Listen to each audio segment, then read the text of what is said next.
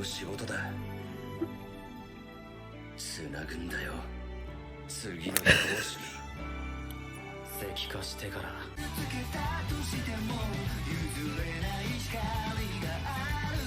Hi everyone, I'm going to react to Dr. Stone episode 11 with This Fist a Miracle. You know, I just clicked on the video and then, you know how on the side they say next episode or whatever, and it says episode 1 usually, which means this is the final episode of this season. I'm like, what? Really? Ugh. So last episode, Kohaku figured out where she found where the capsule was, you know, with the plutonium and everything, and she basically sent them a message, right, with pictures and stuff, and they decoded the pictures, and now they're like excited because they're gonna be able to revive everybody. So yeah, that's what happened last episode. And before we get into this one, if you guys have my reaction, please give it a thumbs up, subscribe, and please go to support my Patreon at patreon.com/feelmini. And now let's start this episode, and here we go.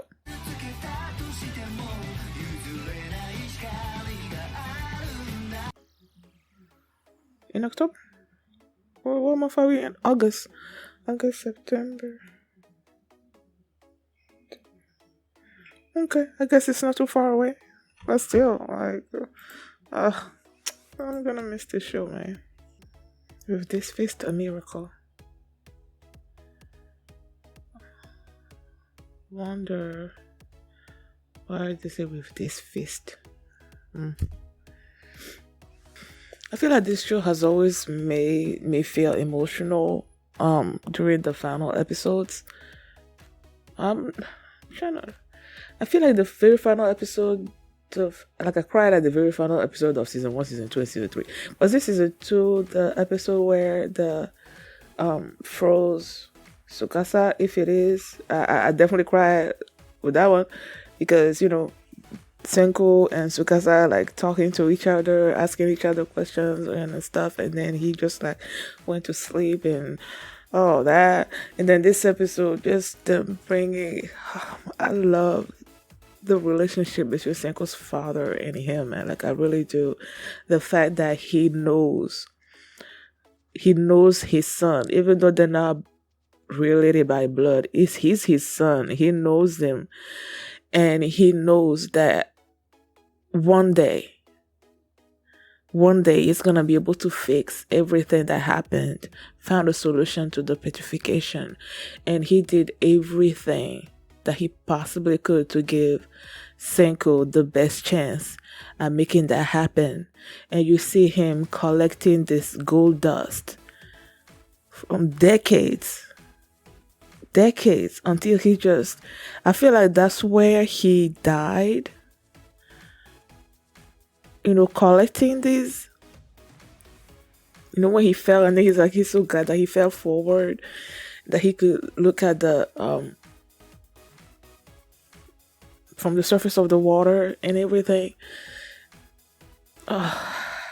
These people, man, they know how to talk at your heart and make you cry, man. Oh my goodness. Kohaku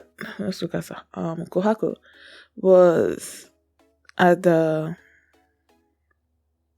spaceship, you know.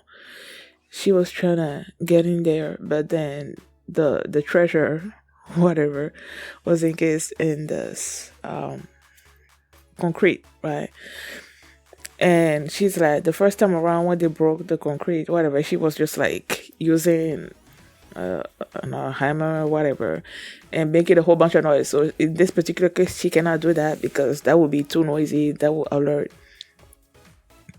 the sentries and the villagers and all those people. And so she sent,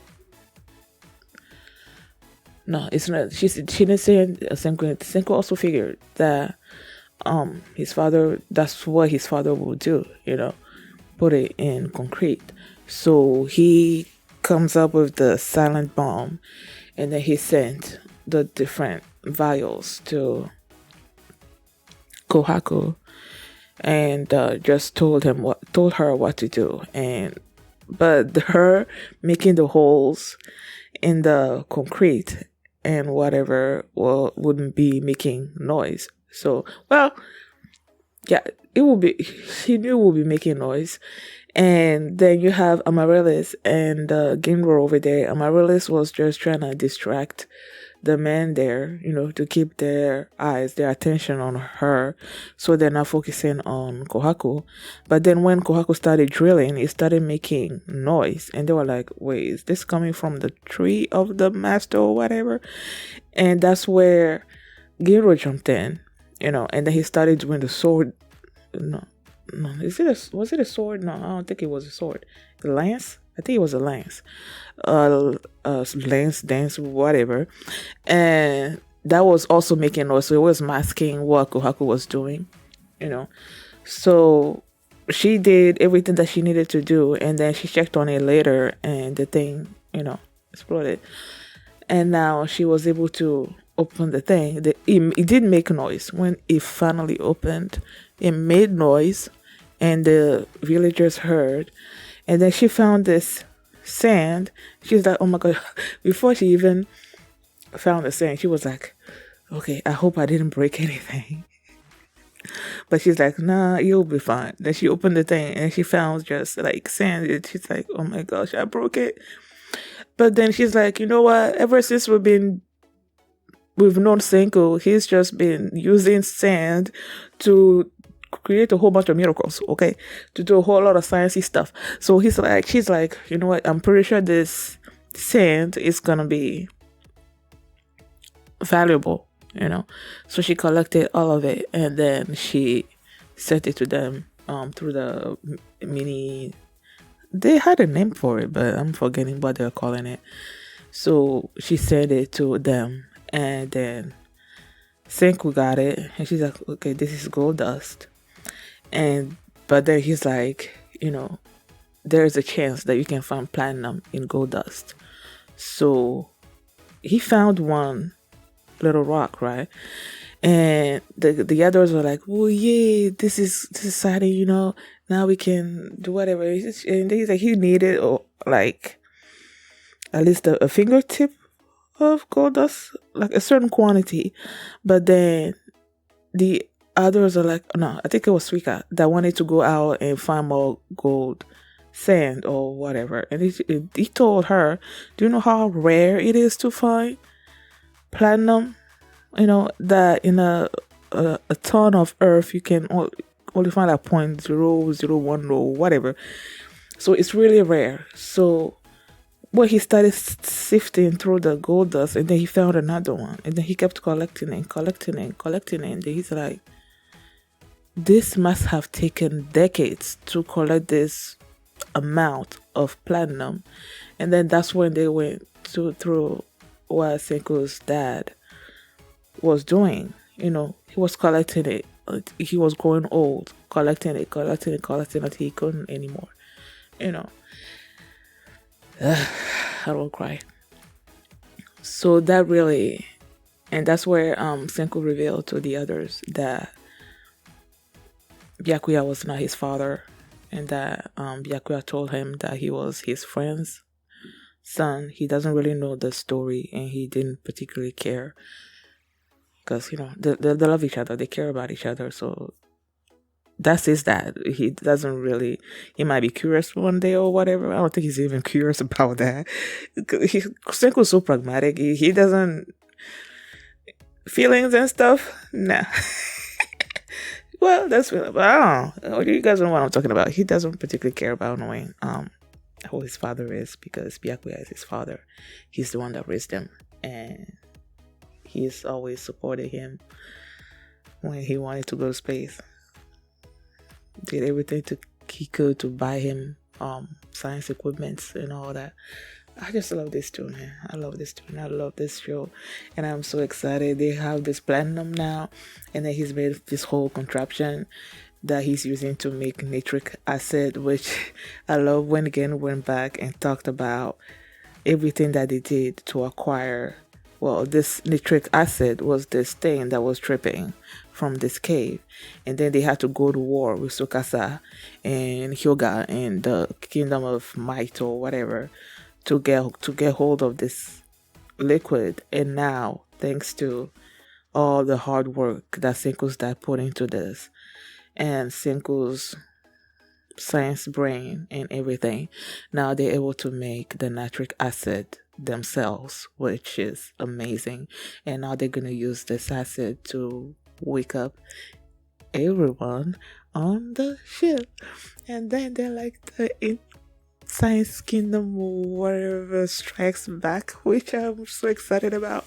And then you have that Ibara person, like they let when Kwaku made the noise, and then those people were down there and they found the spaceship. They brought in Ibara and Mars. Well, Mars was up in the tree, Kirisame, and they went there. And Ibara saw the plastic, and he knows where it came from the ship. So clearly, there's an intruder. And Mars is up there in the tree with a smile on his face. You can clearly tell that he knows it was Kohaku. Okay, because Kohaku was about to beat that dude up, and then Mars stopped her and basically told her that he doesn't know what she wants, but she better not mess with his phone or something or other like that. And he basically launched he challenged her basically, so he knows something's up with Kohaku, and with the fact that there's this intruder, I'm pretty sure he's making the connection in his mind. So yeah, I am super excited, man. I'm so excited, and I'm gonna miss the show. I'm gonna miss it. Thank you guys for watching, and if you like this reaction, please give it a thumbs up, subscribe, and I'm probably going back to watching what's this anime called? Look, I'm seeing the anime in my mind, but that time I got reincarnated as a slime. Yeah, that's probably what's gonna be replacing Dr. Stone until he comes back. Cause you know what? That's probably what I'm gonna do. I might have to stop that and react to Dr. Stone and then go back to it. I don't know. I guess we'll see how everything plays out. So if you want to see my reaction to that anime, you can do so by checking out my Patreon at patreon.com/feelmedia. And you can also see the full length for this reaction there as well. So thanks for watching. I will see you next time. Bye. Where do we go? I'm empty in my book run. Getting all off my back. Every thought that I have said I'm empty.